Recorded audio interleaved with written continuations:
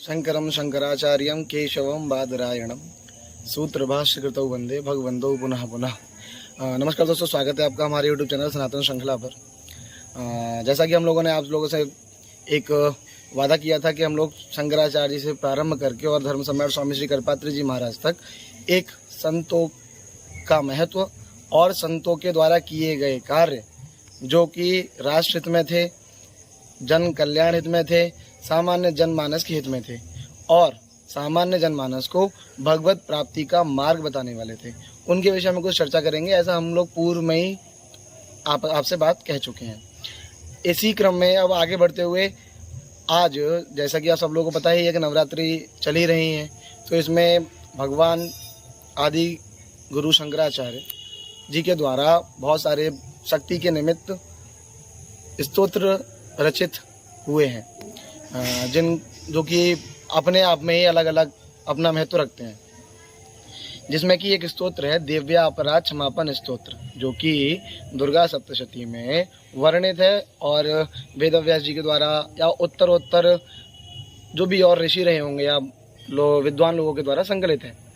उसी में भगवान शिव के द्वारा देवी की स्तुति करी गई है और वो देवी की स्तुति हमें ये बताती है कि इतने बड़े ज्ञानी भगवान आदि गुरु शंकराचार्य, जिनको भगवान की पदवी प्राप्त है, जो साक्षात भगवान शंकर के अवतार थे, वह भी एकदम दीनहीन भावना को मन में धारण रखते हुए अपने इष्ट के प्रति अपकृष्टता का भाव रखते हुए वह कैसे एकदम सामान्य मानव से भी बिल्कुल एकदम अधो स्थिति में पहुंच चुके हैं। उस अधो स्थिति में पहुंचकर भगवती की प्रार्थना कर रहे हैं, भगवती से अपने मन के भाव कह रहे हैं।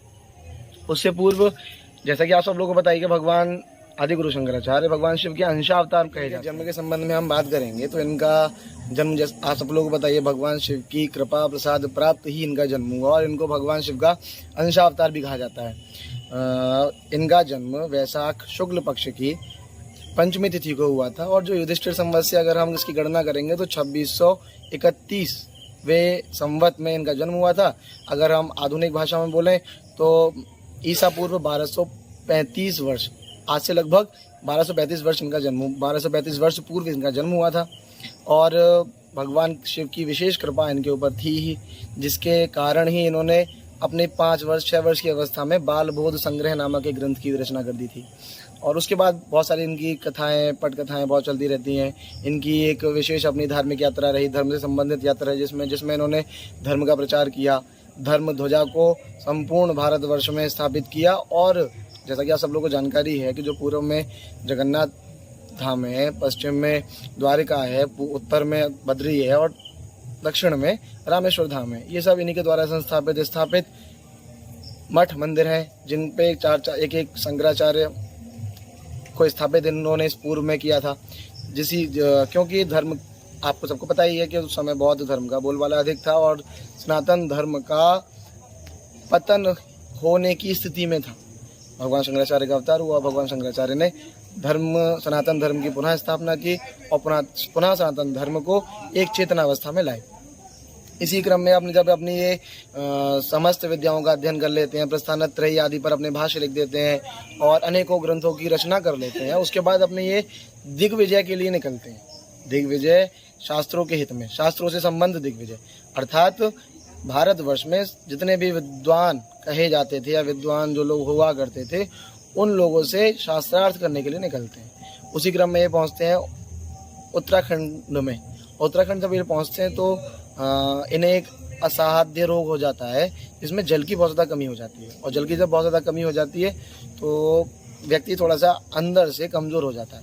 उसके बाद ये नदी के तट पर जाते हैं अपने नित्य नैमित्तिक कर्मों को करने के लिए।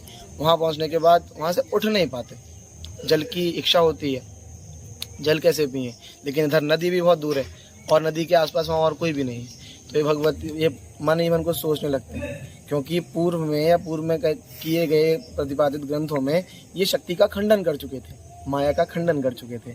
शक्ति को किसी प्रकार का महत्व नहीं दिया करते थे, हमेशा शिव को ही महत्व देना, शिव से संबंधित स्तोत्रों की रचना करना, शिव से संबंधित ही वाक्य या ब्रह्म से संबंधित ही वाक्यों का अपने मुख से उच्चारण करना, ऐसी चर्चा हमेशा करते रहते थे, किंतु शक्ति को नहीं मानते थे। भगवती साक्षात पराम्बा जगदम्बा ने बिल्कुल एक बालिका का स्वरूप धारण करके इनको थोड़ा सा शक्ति के विषय में जागृत करने के लिए स्वयं वहाँ आई और जल लेके अपने पास इनसे थोड़ा दूर आके खड़ी हो गई।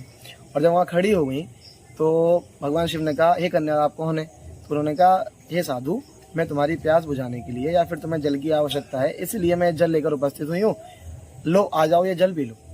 तो आदिगुरु शंकराचार्य जी कहते हैं, बोले अरे हे देवी, मैं तो मेरे अंदर इतना सामर्थ्य नहीं है कि मैं आपके पास तक वहाँ पहुँचूँ और पहुँचकर इस जल को ग्रहण करूँ, क्योंकि मैं इस समय शक्ति विहीन हो चुका हूँ। मेरे अंदर इतनी शक्ति नहीं है, सामर्थ्य नहीं है जिसके कारण मैं तुम्हारे पास तक वहाँ पहुँच सकूँ। तो भगवती पुनः अपना स्वरूप इनको दिखाती हैं और इनसे बोलती हैं, जब तुम खुद ये स्वीकार कर चुके हो कि शक्ति तुम्हारे अंदर नहीं है और शक्ति के बिना तुम यहाँ तक पहुँच ही नहीं सकते, तो फिर क्यों शक्ति का खंडन करते हो? शक्ति का खंडन भी तुम करते हो, माया का खंडन तुम करते हो, लेकिन तुम अब स्वीकार भी ये खुद कर रहे हो कि तुम शक्ति के बिना तुम यहाँ मेरे पास तक पहुँच ही नहीं सकते। अर्थात इसका मतलब ये हुआ कि शक्ति के बिना शाक्य की कोई प्रधानता नहीं है। शक्ति युक्त ही व्यक्ति समर्थवान हो सकता है, समर्थशाली हो सकता है।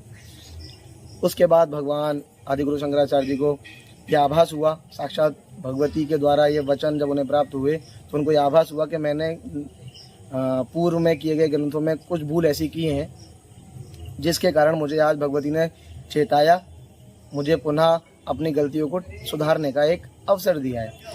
और मन तो उनका कुछ और था प्रारंभ से, शिव के विषय में कहना, लेकिन जब उन्हें कहा ना कि जब भगवती ने साक्षात उनको चेताया तो उन्हें लगा कि मुझे अब शक्ति के विषय में कुछ कहना चाहिए। तो उन्होंने वहाँ आनंद लहरी की रचना की, जिसमें श्लोक आते हैं, शिवा शक्ति युक्ता, मतलब शिव शक्ति से युक्त हैं, शक्ति के बिना शिव की स्वतंत्र कोई सत्ता नहीं है। आप देव्यापराध क्षमापन स्तोत्र में भी आगे जाके पढ़ेंगे कि श्लोक भी आता है कि भगवान के पाणी ग्रहण संस्कार का ही ये महत्व था। भगवती का जब पाणी ग्रहण संस्कार भगवान के साथ हुआ तो ये उसका ही महत्व था, जिसके कारण भगवान आज जगदीश्वर की उपाधि प्राप्त कर पाए हैं। भगवान जगदीश्वर की उपाधि भगवती साक्षात पराम्बा के पाणी ग्रहण संस्कार के बाद ही कर पाए थे।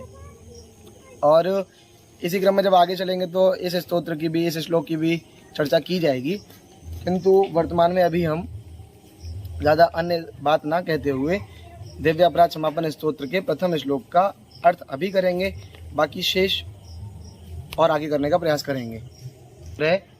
न मंत्रम नो यंत्रम तदपि च न जाने स्तुतिमहो, न चाह्वानं ध्यानं तदपि च न जाने स्तुति कथा, न जाने मुद्रास्ते तदपि च न जाने विलपनम, परम जाने मातस्त्वदनुसरणम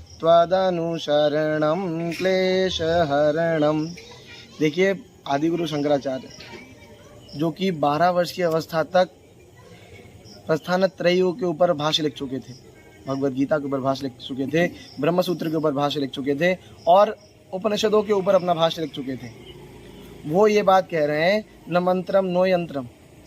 वर्तमान के काल में अगर जहाँ तक कोई व्यक्ति एक श्लोक का अर्थ अगर जान ले या तो 2-4 किताबों को जानने के बाद में वो ये कहता है कि मैं तो सर्वज्ञ हो गया, मुझे हर प्रकार का ज्ञान है, हर विषय में मैं बात कर सकता हूँ, लेकिन इतने प्रकांड विद्वान होने के बाद भी अपने इष्ट के प्रति अपकृष्टता का भाव रखने वाले आदिगुरु शंकराचार्य ये क्या कह रहे हैं, न मंत्रम नो यंत्रम। हे माँ, तुम्हारी स्तुति करने के लिए, तुम्हें पूजन अर्चन करने के लिए ना तो मेरे पास कोई मंत्र है, ना तो मेरे पास किसी प्रकार का मंत्र कोई ऐसा है जिससे मैं आपकी स्तुति कर सकूं। न मंत्रम नो यंत्रम, और यंत्र का तो कहना ही क्या, यंत्र के विषय में तो मुझे कोई जानकारी भी नहीं है। आपकी स्तुति के लिए, आपकी प्रार्थना के लिए मैं ना किसी भी प्रकार का मंत्र उपयोग में ला सकता हूँ, ना मैं किसी प्रकार का यंत्र बना सकता हूँ। तदपि च न जाने स्तुति में हो, और तो और आपकी स्तुति किस प्रकार होती है, आपकी स्तुति की विधि क्या है, ये भी मुझे नहीं पता। इतने बड़े शास्त्रों के ज्ञाता वो ये बात को कह रहे हैं। आगे कहते हैं, न चाह्वानम ध्यानम। बोले माँ, मंत्र यंत्र और स्तुति की तो बात भक्ति आप अलग कर दो, मैं तो आपका आह्वान भी नहीं जानता हूँ, आपका ध्यान भी नहीं जानता हूँ, आपकी कथाएं नहीं जानता हूँ, आपके द्वारा किए गए उपसंहारों को मैं नहीं जानता हूँ, आपके द्वारा की गई लीलाओं को मैं नहीं जानता हूँ, और न जाने मुद्रास्ते तदपि च न जाने विलपनम, और ना तो मैं ये जानता हूँ कि आपको कौन सी मुद्रा पसंद है, ना मैं ये जानता हूँ कि आपके समक्ष बैठने के बाद कौन सी मुद्रा या किस प्रकार की मुद्रा बना करके मैं आपका यजन करूँ, आपका स्मरण करूँ। और मंत्र, तंत्र, यंत्र, स्तुति, कथा, मुद्रा की तो बात बहुत उच्च स्तर की हो गई। परम अभी न जाने न विलपनम, मैं तो आपके सामने माँ, जो शिशु गर्भावस्था से उत्पन्न होने के बाद में विलपन करना जानता है, क्षुधा आतुर, क्षुधा की भूख लगने पर जब वो जो विलपन करना जानता है, जो रोना जानता है, इसके बाद शब्दों का कोई संग्रह नहीं होता, वो भी विलपन करना जानता है, रोना जानता है। हे माँ, मैं तो आपकी स्तुति, कथा, यंत्र, मंत्र की बात तो आप छोड़ दो, मैं तो आपके सामने विलपन करना भी नहीं जानता, आपके सामने रोया भी किस प्रकार जाता है, आपके सामने विलपन किस प्रकार किया जाता है, मैं तो उसे भी नहीं जानता। परम जाने मातस्त्वदनुशरणम क्लेश हरणम, लेकिन हाँ माँ, यंत्र, मंत्र, तंत्र, स्तुति, कथा, मुद्रा, विलपन हो सकता है मैं नहीं जानता हूँ, लेकिन माँ मैं इतना जरूर जानता हूँ, त्वदनुशरणम क्लेश हरणम, तुम्हारी शरण में आने के बाद, तुम्हारी शरणागति मिलने के बाद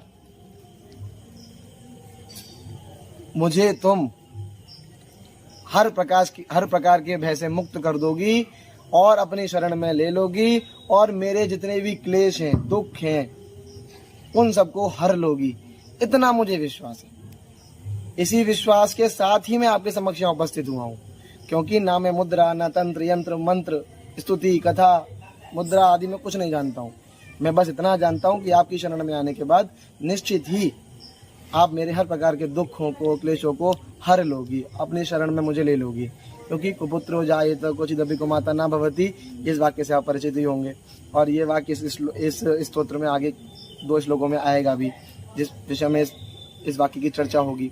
इसी के साथ आज हम अपनी वीडियो को इतना रखेंगे और आगे इस स्तोत्र प्रयास करेंगे कि इस स्तोत्र के प्रत्येक श्लोक का शब्दशः अर्थ करने का प्रयास करें, और आप लोगों को भगवान आदिगुरु शंकराचार्य द्वारा कृत दिव्यापराध क्षमापन स्तोत्र के प्रत्येक श्लोक से अवगत कराएं और इसके अर्थ से आपको परिचित कराएं। ये हमारा उद्देश्य रहेगा। और आप सभी को नवरात्रि की हार्दिक शुभकामनाएं। जय माता दी। हर हर महादेव।